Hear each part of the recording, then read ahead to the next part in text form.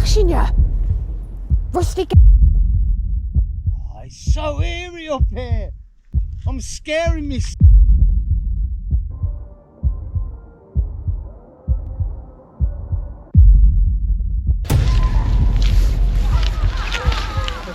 I can hear the scream.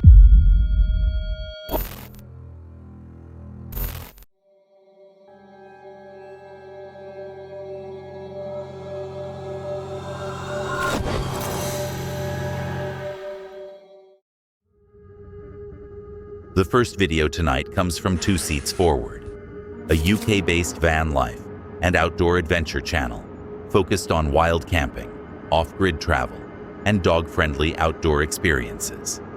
It is February 23rd, 2026 in Cannock Chase, Staffordshire, United Kingdom. After a busy week, the couple drives toward Cannock Chase looking for a quiet spot to park the van for the night. With their dog Rusty traveling with them, they discuss settling in for the evening, planning to cook dinner inside the van and enjoy a simple overnight stay in the forest. The area is dark and quiet, with little traffic around, giving the location a calm but slightly suspenseful atmosphere as they search for somewhere discreet to park. Babe, is that a car coming? I can see lights. Sab's panicking because there's lights on the car. Is he flashing you? Rusty, get in the van. We're getting in the van. Were they flashing? Catch us soon. Well, we're back in, but we don't know if we're staying here. Because somebody was flashing the lights at us. They were, weren't they? While approaching the chosen camping spot, a nearby car suddenly flashes its headlights directly toward them. The unexpected burst of light immediately catches them off guard, raising concern that someone may have noticed their van while they were attempting to camp discreetly. Do you think it was my beam at them? I've got a beam on it. I don't even know what's telling me. Out of the way. Paul is moving us on. I don't think he liked them flashing at him. But I had this big head torch on from Timu, and it's actually like a beam of light. Right, lights off in the back. Let me sit down then, as I'll be arrested. Stop! We are on the move. We're on the move. You didn't like being flashed at, did you?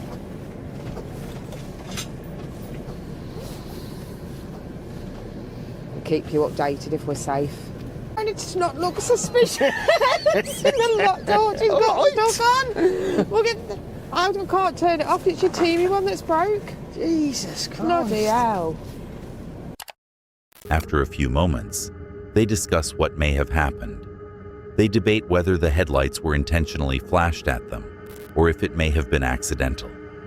The uncertainty creates a short but suspenseful moment as they remain unsure of the other driver's intentions. Once the situation settles, the couple continues with their overnight stay. By morning, the atmosphere is completely different. Bright sunshine fills the area as they prepare breakfast, ride their bikes, and let Rusty run and play nearby. Reflecting on the experience, they acknowledge that stealth camping can occasionally come with moments of uncertainty, but the peaceful morning reminds them why they enjoy van life and exploring quiet outdoor locations across the UK. Before we move on, if you're enjoying the video so far, leaving a like really helps. And if you haven't subscribed yet, now's a good time. We recently passed 50,000 subscribers, and that's entirely because of you. The next target is 100,000 before the end of the year. Ambitious, but worth aiming for. There's a hidden word somewhere in this video. See if you can spot it. Now, let's continue. The next horrifying video comes from Wandering Where, a UK-based adventure and stealth camping channel exploring remote countryside, scenic moorlands, and hidden car camping locations. It is May 12, 2023 in Rosedale, North York Moors, England. The host arrives in Rosedale after navigating narrow roads through heavy fog across the North York Moors. The landscape is damp, misty, and quiet, with limited visibility across the rolling hills. As they explore small paths through the moorland, distant wildlife sounds echo through the fog. Along the way, they notice unusual historical remnants scattered across the terrain and spot a ring ousel, a bird commonly found in upland areas. Silent! And the fog. Oh mate, come with me. Honestly, I almost feel like you're my only comfort at the minute. There's no one else here. Oh mate, just imagine if a werewolf bounded over the ridgeline there. I mean, what would you do? You'd have no chance, would you? You'd be super fast. You'd be doing 60. And you'd be doing grease lightning Pumo just as far as you can over a ridge trying to get away. You'd never make it. I don't want to think about it. Talking of speed though, here's a bit of a weird one. My mate asked me the other day about Charlie, my dog. Walking deeper into the moor alone, the host comments on how quiet and isolated the area feels. With the fog reducing visibility, even small noises, such as wind through grass or distant movement, become amplified. The environment gives the subtle impression of being watched, despite the openness of the landscape. Some cage all of a sudden in the middle of nowhere. What are you putting in there? A wildebeest or something? Before you're released into the wilds on the moors. Maybe that's where they herd up the werewolves. Grow them in a lab and then just have them out here feeding them and just getting them ready for the environment before they release them. I don't know. I think I watched way too many horror movies, to be honest. Well, hang on a minute. We've got a plaque. We might have some inf. What the heck? I can't see what I'm looking at. I don't know. This must be like some mad cultural spot of history or something. But yeah, it's kind of lost on me today. Hang on. And it is. Da, da, da, da. Bloody hell. Wow. I've heard a couple of them up here. I don't know what type of bird they are, but they're making an amazing noise. It's a real squeak or something. I've never heard anything like it. But anyway, the Sheriff's Pit. Oh, hang on a minute. It could be one of these. A ring... What? Uzi? Oh, yeah. One of them. And it is. Oh, mate. I've just seen a ring Uzi. What? Attached to it is a small plaque explaining its background, though its presence in the middle of the moors feels unusual. Surrounded by fog and open terrain, the unexpected structure adds curiosity and a hint of unease to the hike. How heavy it is. It's such a good thing I decided to cut back on that trail and not do the full length of it. I'd have still been outside now. I'd have been absolutely drenched. It is making this area a little bit more eerie though. I've got to be honest. It's a bit dodgy. I don't know. Up the way I've just got like a road that goes into the mist and cloud, and then now it's all raining. I can't see down into Roadside or anything. This road, there's passing traffic. I'm hoping it's going to get quiet at night, which I think it will, but honestly I've only been here about 45 minutes. I've already had one car full of clowns pull up. I mean, say clowns, they weren't like white-faced and wearing red noses or anything, but yeah, some young uns. I don't know what was up with them. Fair play, whoever, whatever, young uns, you know, but they got out of the car and they were standing there screaming their head off. Bit random, but yeah, so I hope it's not off through for like. Eventually reaching the chosen car camping spot, the host begins settling in for the night. Wind and rain begin to move across the moor, while the phone signal fluctuates in and out. Strange noises from the weather and occasional distant traffic travel across the open hills, reinforcing how exposed and isolated the location is. Despite the conditions, the host prepares a simple outdoor meal and settles in for the evening, fully camping off-grid in one of England's most atmospheric landscapes. The next chilling video comes from Chill Van Life, a UK-based YouTube channel documenting relaxed van life and stealth camping adventures. The creator travels in a cozy red van named Doggo, exploring quiet roadside spots while sharing practical tips for cooking, overnight setups, and maintaining privacy during stealth camps. It is March 18th, 2023, at a roadside parking spot somewhere in the United Kingdom. The camper arrives at a quiet roadside location late on a Saturday evening and begins scouting the area carefully before committing to stay overnight. Parked up in a nice spot. a little bit in the dark next to a few cars, and now it's time to get stealth. Now I don't get light leakage on the blinds, but this blackout curtain, I get light leakage down the sides. Like there. Big gap. Big gap, big gap. There we go. I think the biggest problem for a lot of new stealth campers, and even campers been doing it for some time, we all have the same problem. It's the worry and the anxiety of doing a camp. It's very exciting when you're on the camp, but before the camp there's a lot of anxiety, a lot of worry. Am I going to be spotted? Am I going to get seen? With the basic setup underway, the focus shifts to minimizing any visible light leaks from inside the van. The camper carefully adjusts curtains and coverings to keep the interior hidden from outside view. The possibility of being spotted while completing the setup creates a short but tense moment as they work quickly and quietly. You worry about, am I going to find the right location?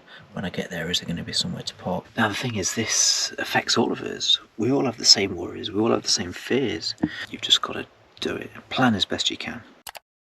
Later in the evening, despite the van being fully set up, the camper struggles to fall asleep. Lingering nerves from the stealth camping situation and the late hour make it difficult to relax immediately. During this moment, the creator shares practical advice for staying warm on cold nights, such as briefly wearing clothes inside the sleeping bag to warm them up before settling in for sleep. It's been lovely stopping here, and I had the anxiety that I always do on a stealth camp beforehand, just worried about what's going to happen, if there's going to be space, is there somewhere to park. By morning, the situation feels completely different. The camper reflects on how the night turned out to be quiet and uneventful, despite the earlier worries. Breakfast is prepared inside the van before the blackout blinds are removed, and the camper steps outside for a short walk around the peaceful location. The overnight stay highlights one of the most common challenges of stealth camping: the psychological tension that comes before the night begins. Concerns about being seen, staying warm, and maintaining privacy can make the first few hours feel stressful. However, with careful preparation and patience, the experience transforms into a peaceful and rewarding night on the road. By morning, the camper reflects on the calm surroundings and the satisfaction that comes from successfully completing another quiet stealth camping adventure. The next shocking video of the night comes from Take a Peek at This, a UK-based travel and lifestyle channel documenting van life adventures, historic locations, and unusual destinations. In this episode, the hosts visit one of England's most famously haunted villages, combining local folklore, history, and nighttime exploration. It is February 18th, 2025, in Pluckley, Kent, England. The hosts begin their investigation at the Black Horse Inn, a historic pub long associated with reports of poltergeist activity. Inside the building, they discuss stories of objects moving on their own, unexplained footsteps, and sightings of Victorian-era figures. She is believed to be a member of the Dering family, buried in the churchyard, often seen weeping by her gravestone, carrying a red rose. And apparently there's another, the white lady, that being seen in the church. The feeling inside the church, when you're inside, is very... like eerie. yeah. In all honesty though, I know lots of people don't believe in like ghosties and spirits, but I genuinely have seen things that I cannot explain. Continuing around the pub, the hosts mention further reports from locals, claiming glasses have shifted positions and items have occasionally disappeared before later reappearing. Although no immediate activity is observed, the pub's reputation for unexplained incidents keeps the tension building. So we came back from the pub after dinner, which was chef's kiss. So before we get cozy and back in the van, we're gonna go and check probably the scariest sounding place in Pluckley, which is called Screaming Woods. So we're gonna go for a short walk in the woods. Next, they travel to St. Nicholas Church, another location tied closely to Pluckley's ghost stories. Here they visit the grave associated with the Red Lady, a figure said to haunt the churchyard, and recount sightings of the White Lady, reportedly seen wandering inside the church itself. The mood around the church is described as heavy and melancholic, rather than frightening, with the fading daylight giving the location a quiet but unsettling tone. I can hear the screams. The thing is, we need to try not to get lost. Walking deeper into the forest, they recount several old legends connected to the area and the strange stories locals have shared over the years. Despite the unsettling reputation, the woods remain largely quiet. The darkness and history alone maintain a strong sense of unease. I would say that if you put me in Blean Woods or Perry Woods at this time of the night, there's going to be an element of fear to it because it's dark. But in terms of like a feeling you get, it sounds really weird, but when I saw what I saw a few years ago, I had a feeling before I saw anything. The sounds. The hosts pause to reflect on other reports linked to Screaming Woods, including claims of galloping horses and strange screams heard late at night. Although they do not witness any paranormal activity themselves, the combination of local legends, darkness, and isolation keeps the tension high as they explore the forest. The night ends with the hosts returning to their camper van after exploring several of Pluckley's most famous haunted sites. While the evening proves less frightening than the village's reputation might suggest, the locations still carry a strong sense of history and atmosphere. The hosts conclude that visiting later at night, or even staying in one of the village's haunted locations, might provide a more intense experience during a future return. The next video comes from Urban Rats, a UK-based urban exploration and stealth camping channel, focused on unusual overnight locations in cities. It is February 9th, 2025, in Bolton, United Kingdom, beneath a newly erected billboard near an abandoned aquarium and an active railway viaduct.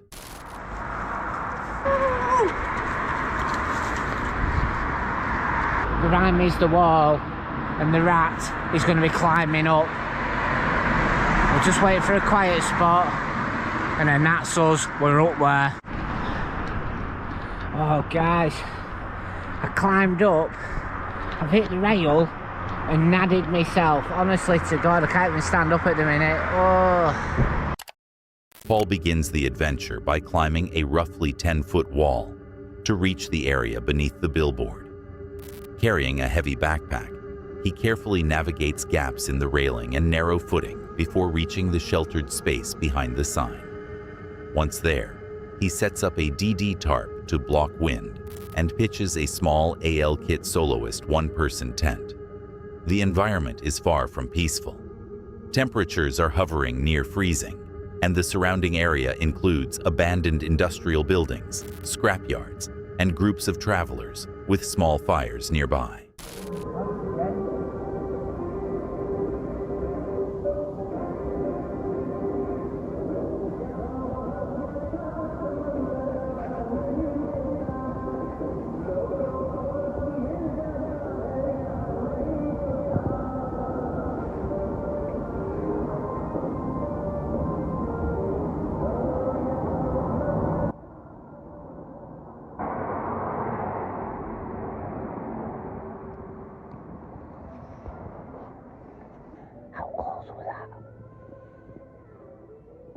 Look, he's over there, burning the fire, look.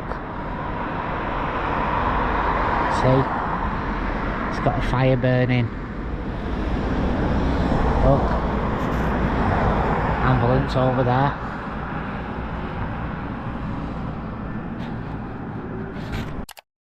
Later in the night, movement below the billboard suddenly raises tension. A stranger walks through the area carrying a GTO blaster, blasting music and lighting small fires beneath the structure. The individual passes close enough that Paul fears his hiding spot might be revealed.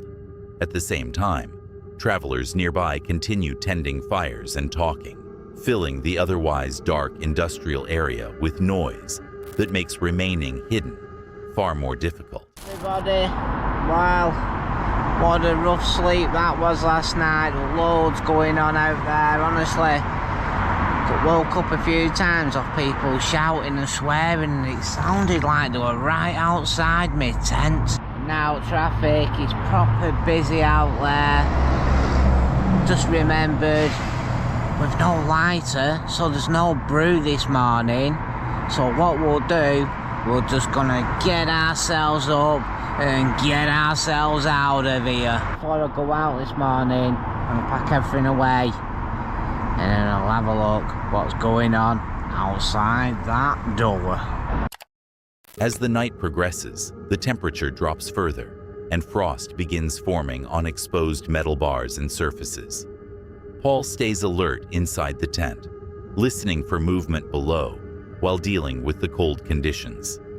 Despite the harsh environment and missing equipment, he manages to maintain a low profile and avoid drawing attention. The night highlights how unpredictable urban stealth camping can be. Between freezing temperatures, forgotten gear, and strangers moving around directly below the campsite, the situation remains tense throughout the evening. By morning, frost coats much of the surrounding structure. Paul quietly breaks down the camp and carefully climbs back down from the billboard using improvised methods, ending another challenging overnight stay in the middle of the city. Before we get into the next clip, around 70% of people watching aren't subscribed. We're working toward 100,000 subscribers by the end of the year, and if you're enjoying the video, hitting subscribe really does help. Alright, let's get back to it. The last video of the night comes from Brian and Marissa, Explore, Camp, Repeat, an outdoor adventure couple documenting off-grid camping trips, remote hikes, and real-time wildlife encounters. Their videos focus on immersive experiences in secluded places, blending exploration, practical camping, and genuine reactions when things stop going to plan.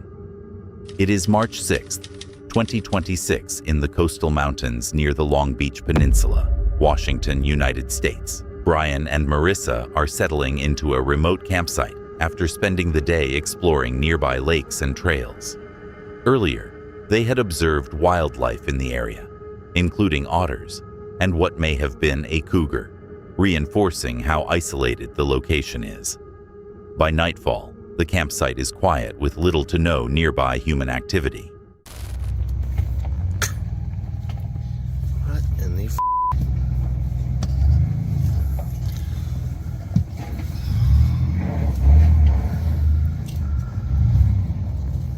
They run over our light? Yeah.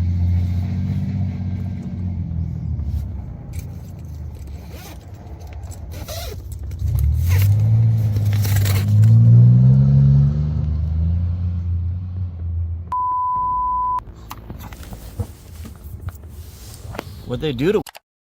At around 12:30 a.m., the calm is broken when a car suddenly speeds into the campsite. The vehicle enters fast enough to knock over their light and interfere with a nearby GoPro setup. The abrupt intrusion immediately changes the atmosphere from relaxed to dangerous, startling both of them awake and on alert. From their position, they observe the people in the vehicle collecting water from a nearby lake, apparently trying to fill a radiator or deal with a mechanical problem. Even with that possible explanation, the situation remains tense because they cannot be sure of the stranger's intentions or whether the interaction will escalate.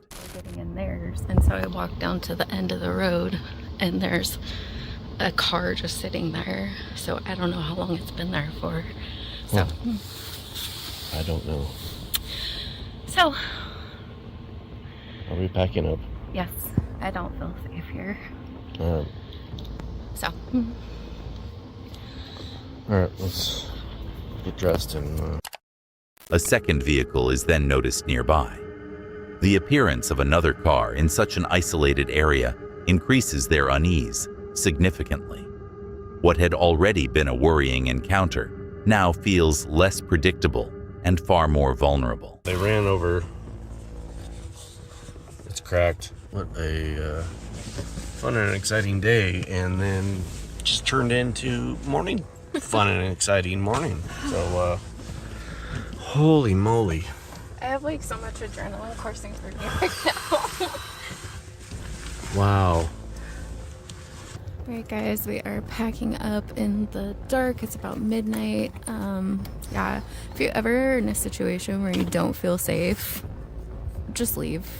It is way better to leave and feel safe than to have something happen and you could have done something about it. So unfortunately, that's the situation we're in. And Deciding they no longer feel safe, Brian and Marissa begin packing up immediately in the dark. Working quickly, they gather their gear while keeping essential safety items close, including a flashlight, an air horn, and other protective tools. The urgency of leaving turns the campsite into a rushed, chaotic scene. so I was making myself very known, like hello, and got our tent unzipped, had the flashlight out. We had our gun next to us.